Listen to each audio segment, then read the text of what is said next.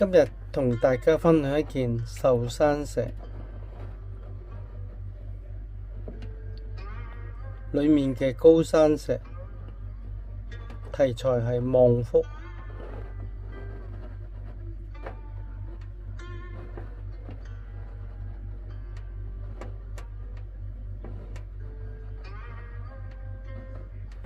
呢件石材喺呢個位置，有一個黃色同埋一個淺黃色嘅部位，咁啊喺呢度做巧色咯。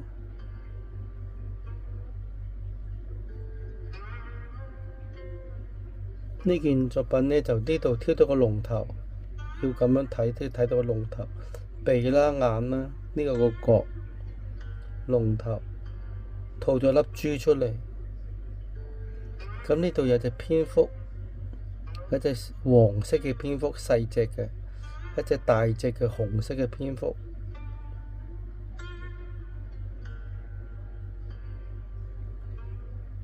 咁望住佢，咁我攞個諧音叫做望福。你話佢迎福都得，其實同一個意思嚟嘅啫。呢啲位置係做到火咯，個交界位，黃色同紅色交界位做到啲火咯。啲火當然係條龍㗎啦，就係咁咯。